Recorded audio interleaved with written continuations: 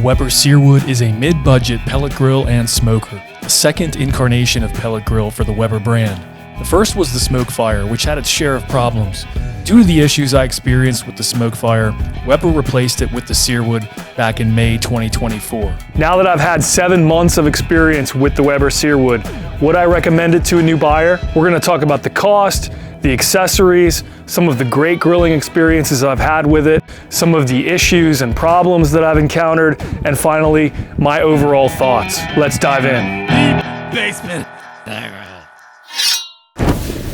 The first thing to know is that there are two models of the Searwood, the 24-inch Searwood 600 and the 36-inch Searwood XL 600. Obviously, you get more cook space with the larger version. The standard size is $899 and the XL is $1,199. If you plan to ever cook a lot of food all at once, I definitely recommend going with the XL if you can spare the extra $300. For the purposes of this video, we're going to assume we're working with the XL. The price doesn't really end at $11.99. This is perhaps the most versatile grill I've ever had, and to take advantage of all of that versatility, you're gonna need to spend some extra cash on good accessories.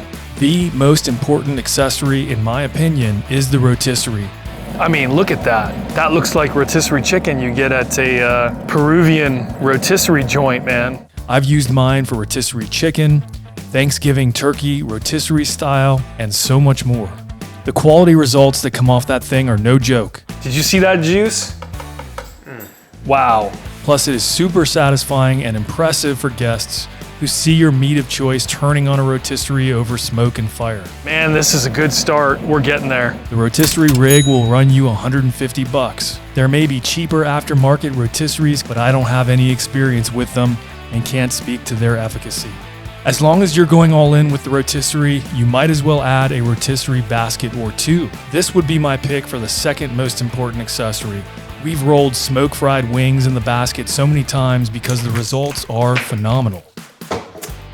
That's damn good, right? Forget the 0 to 400 method with wings. With the baskets, you get restaurant quality wings. Cheers, son. You can also do rolled kebabs and veggies. Heck, I even smoked popcorn in one of my baskets. I think we're getting there. I'm gonna start spraying right now. I don't see too many kernels. The Amazon basket will run you $46, while the Weber basket, which is quite a bit larger, has a much better clasping mechanism and is overall better quality, will run double that at $90. One option is to get two of the Amazon baskets for the price of the Weber. Honestly, you can't go wrong with either of these basket options. The next two accessories you gotta get are the front table and the side table, both of which you can simply fold down when they're not in use to make it easier to cover. They just provide you with a whole lot more space for all your stuff while you're grilling, plus they make the whole rig look a lot more beefy. The side table will run you $75 and the front table will run you $99. Next up is the griddle. I was super excited about this because I love smash burgers and I love the idea of consolidating my grilling, smoking, and griddling all in one machine.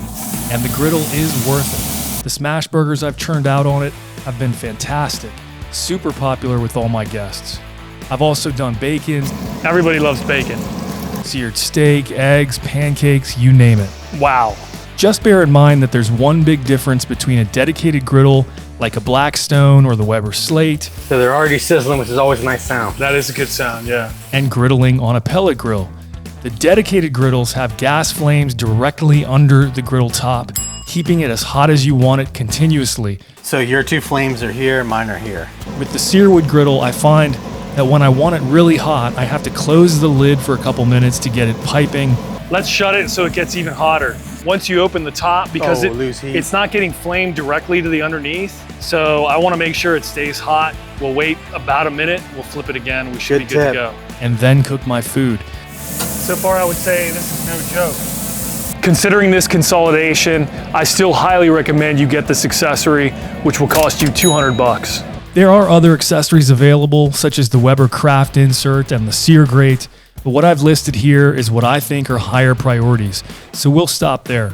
All in, you're now looking at a total cost of about $1,813. Of course, you may not want or need any of these accessories, but I suspect you will want at least a few of them, so expect to spend more than the $11.99 base sticker price. Construction quality of the SearWood is good, on par with what you'd expect for a mid-priced rig. It's not ultra-hefty steel construction like some of the most expensive models, such as Yoder or Lone Star, but you'll be paying double the price or more for those, and while they are built to last a long time, you won't have the same breadth of accessory options. Unless you pay extra for installation, the SearWood will come in a box and you'll have to put it together. It's not terribly difficult, just a bit time-consuming and cumbersome. Definitely a two-man job. I personally believe it's a good idea to put it together yourself in order to get to know the grill and what its basic components are. Over these past 7 months, I've cooked tons of stuff on the Weber Searwood, just like these party ribs I'm doing tonight for Sunday Night Football, and the results have always been great. The SearWood has held up admirably over the many cooks I've done, with exceptions for a few standout issues I've experienced, which we'll talk about in a bit. One thing to know about the SearWood, just like any other pellet grill, is you're not going to get as much smoke flavor on your meat as you would if you were using a bullet smoker or an offset. You'll still get smoke, but it won't be as intense of that barbecue smoke flavor you get from a stick burner. You are trading a bit of that flavor for the set and forget convenience of a pellet grill. Don't worry, the food will still come out delicious and smoky, and you can always add a smoke tube if you want more smoke flavor, which is what I've started doing over the last few months. Now, let's talk about some of the problems and quirks I've encountered, but before we do that, let me take a minute to thank our sponsor, ThermoPro. ThermoPro has the best thermometer accessories you can buy for your money, such as my favorite, the Lightning. I've left this thing out in the rain by accident like a dummy for 2 days, and I came and used it immediately and it worked like nothing had happened. If you don't have a good, truly wireless meat thermometer, you gotta check out the ThermoPro Temp Spike Plus, which lets you monitor your meat temps as well as the ambient temp inside the grill with 2 separately connected wireless probes. So how are we doing our temps? We're gonna use the ThermoPro spikes. On the outside of your spike, this is the ambient temperature in your grill. Up to this line right here is your meat temp. So you wanna make sure it's in the meat up to this line. All right, we're starting to smoke. All right, so we stick some spikes in her. Yeah. ThermoPro spikes. Check out all the ThermoPro products at the link above. Now back to the issues I've encountered with the SearWood. During an overnight brisket cook, the SearWood mysteriously shut itself down around 3 a.m. As far as I know, we didn't have any power outages or anything. So I opened it up. There was another alert on there that said the previous shutdown was unexpected. The clocks aren't blinking. It doesn't appear we had any power outages. It's possible maybe we had a brown out or something like that. Good news, this has never happened again, so it might just be one of those things. One of the quirks I've noticed with the SearWood over the last couple of months is you definitely want to be vigilant with cleaning out the firebox. I've had it happen a few times where it seems to have gotten caked with ash and grease from a previous cook, and on the new cook, I get a flare-up straight out of the diffuser. For that reason, I've recently started checking that firebox on every single cook and cleaning it out if it's got cake inside of it, which is really easy to do. The 3 extra minutes that takes will save you a lot of heartache in your cook. During one cook, the controller just got stuck. Unfortunately, what's happening is it's not responsive. So the controller is stuck. And unfortunately, what that means is I'm gonna have to unplug it to reset it. And it's gonna go through its 15-minute shutdown mode. But so this is the first real issue I've had with that controller. You know, it's electronics, so to a certain extent, you kind of expect it. Yeah, it's responsive now. So I guess like any computer, it needed a reboot. The most recent and most serious issue I've had with the SearWood so far was the massive auger jam I had that caused problems with the internals.